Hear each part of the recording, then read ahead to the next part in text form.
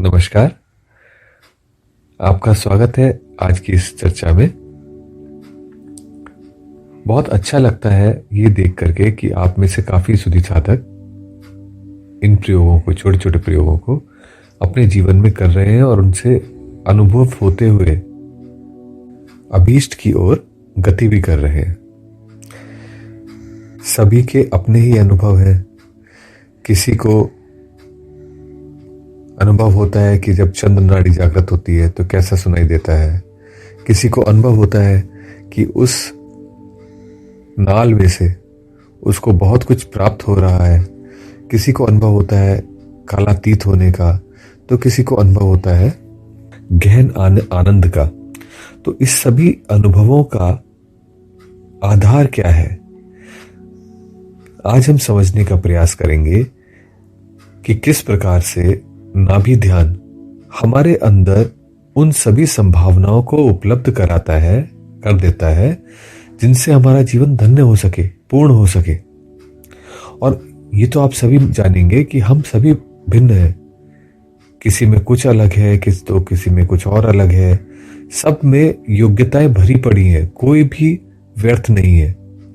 और सबकी अपनी अपनी खूबियां हैं जिसके लिए उन्हें जीवन में स्थान मिला है, इस प्रकृति पर, इस धरती पर स्थान मिला है, और वो अपने अपने कार्य को, नियत कार्य को करने के लिए उपलब्ध है। तो ऐसा क्या है जिसके कारण नाभि ध्यान इतना महत्वपूर्ण है? तो आइए उसको समझने का प्रयास करते हैं। हम सभी ने 3 क्रियाओं के बारे में तो सुना ही है: सृष्टि, स्थिति, संहार। सृष्टि अर्थात सृजन, यानी नया बनाना, क्रिएट करना, जैसे हमारा जन्म। स्थिति यानी कि उसको स्थायित्व देना ताकि वो टिक सके, कुछ समय चल सके। और संहार अर्थात उसको वापस पुनः जहां से आया था उसमें लीन कर देना, लय कर देना। तो ये 3 क्रियाएं जब होती हैं तो उसी को हम परसीव कर पाते हैं, जान पाते हैं। तो आप अपने चारों तरफ अगर देखेंगे तो घास उगती है, पेड़ उगते हैं, आप बीज बोते हैं, वो उगते हैं, उगने के बाद में वो फल देते हैं। अगर वो टिके रहे तो, अगर वो मुरझा जाते हैं, सूख जाते हैं, तो फिर फल नहीं दे पाते, फूल नहीं दे पाते। तो अगर सरल भाषा में कहूं तो ये सारी क्रिया हमारे चारों तरफ हर रूप में चल रही है और हम देख रहे होते हैं। एक गाड़ी खरीदते हैं तो नई गाड़ी बनी, आई, उसके बाद उसे चलाते हैं कुछ साल, फिर उसके बाद उसको नष्ट कर दिया जाता है। तो इस प्रकार से एक ये साइकिल हर जगह चल रही है, सृष्टि, स्थिति, संहार की। और आप चारों तरफ देखिए अपने, आप हैरान हो जाएंगे। एक पल था जो आया, आपने उसे जिया और उसके बाद वो चला गया। तो हर जगह ये 3 क्रियाएं आपको बहुत स्पष्ट रूप से दिखाई देंगी।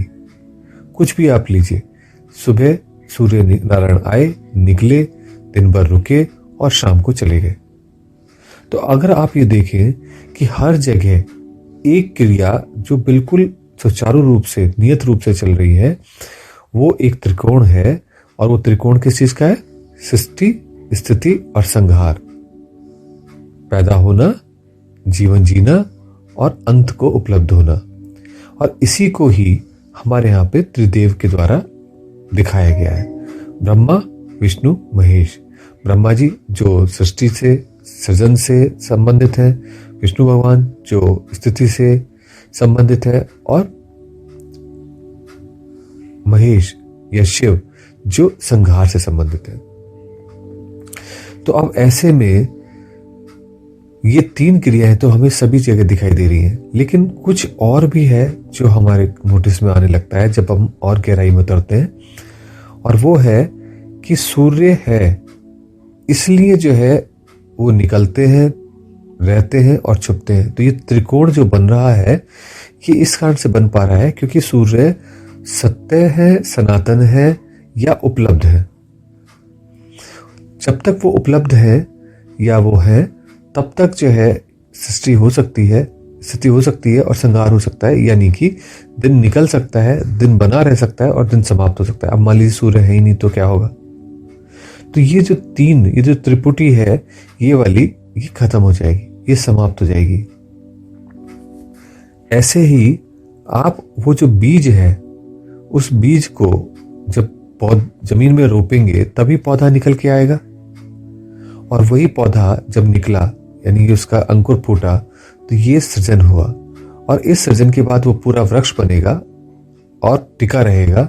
ये स्थिति हुई, और उसके बाद उसमें फल फूल वो सब लगेंगे, और वही सब फल फूल जो है पुनः बीज देंगे, जिनके माध्यम से ये पुनरोपण होगा। तो वास्तव में होता क्या है कि वो वृक्ष अपनी आयु को उपलब्ध होने पर समाप्त हो जाएगा, लेकिन ये जो बीज है ये वापस आगे बढ़ेगा, और इसी को ही एक नया नाम है, एक शब्द है जिसे कहते हैं अनुग्रह। तो होता क्या है कि इसका जो अनुग्रह है, जो कृपा है, ये ग्रेस है, उसके माध्यम से ये सृष्टि संहार चल रही है। लेकिन ऐसे में अगर अनुग्रह है तो दूसरी ओर एक और क्रिया होती है जिसे कहते हैं निग्रह, यानी कि उसके बीज का भी समाप्त हो जाना। अब वास्तव में आप जानते ही हैं कि प्रलय तो होती है, हमारे यहाँ पर बहुत बड़े बड़े पशु पक्षी होते थे, लेकिन वो आज नहीं है, और उसका कारण क्या है? उनके बीज का भी नष्ट हो जाना। तो ऐसे में जो तीन क्रिया हम देखते हैं, सृष्टि स्थिति संहार, उसके परे भी कुछ है, ये हमें अनुभव होना शुरू होता है। और इसी को श्री विद्या में अनुग्रह, निग्रह, सृष्टि स्थिति संहार, ये 5 बताया है।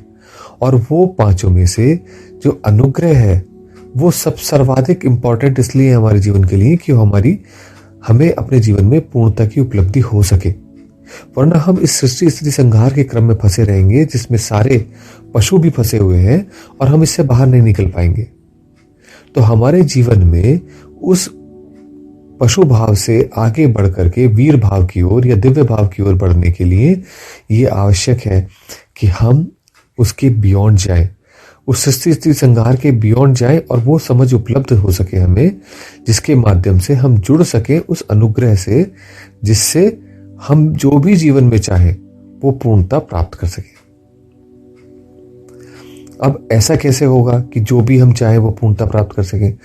आपने बहुत सारी कथाएं देखी होंगी, टीवी पे भी सीरियल्स आते हैं, आपने बहुत सारे ग्रंथ भी पढ़े होंगे।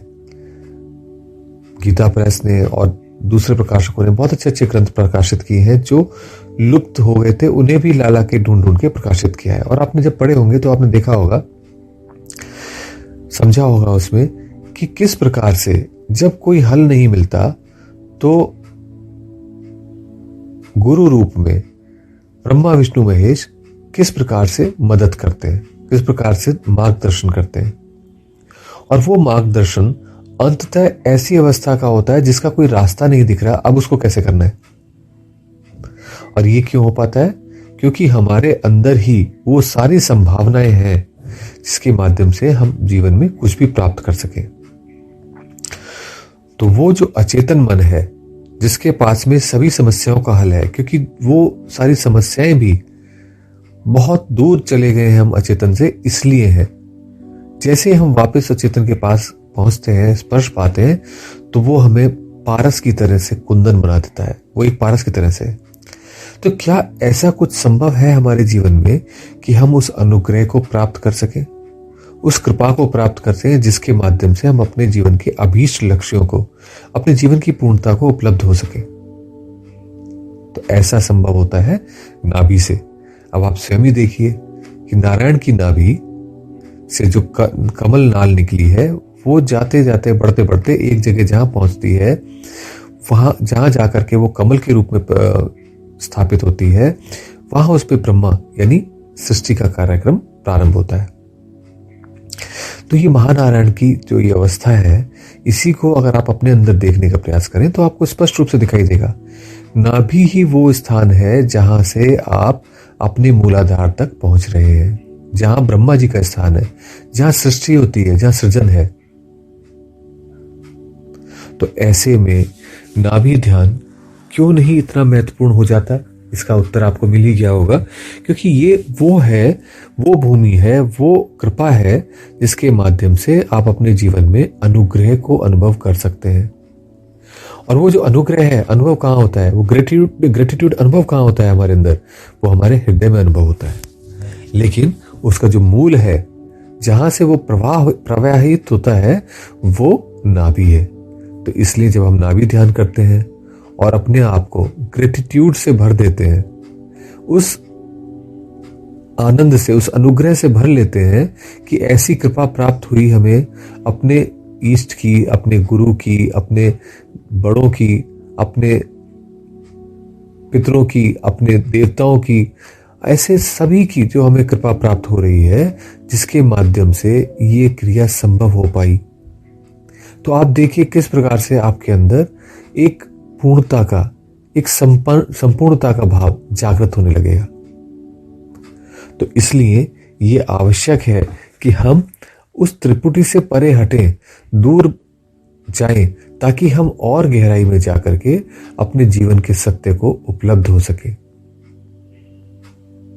तो आपको करना क्या है? इसके लिए आपको मात्र ये करना है, जब आप नाभि ध्यान करेंगे, जिसका और वीडियो में समझाया गया है विस्तार से, उस नाभि ध्यान को करेंगे तो उस समय अपने हृदय में एक ग्रेटिट्यूड की भावना, एक अनुग्रह का भाव, एक कृतज्ञता बनाए रखें। और आप देखिए अपने आप आपके अंदर कितना आनंद से आप भरने लग जाएंगे।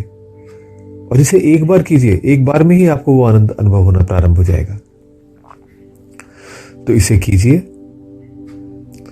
और बहुत सारे ऐसे आपके प्रश्न हैं जिनके उत्तरों के लिए कुछ और वीडियो भी बनाने पड़ेंगे, जिसको आगे हम लेके चलेंगे। आज के लिए इतना ही। नमस्कार।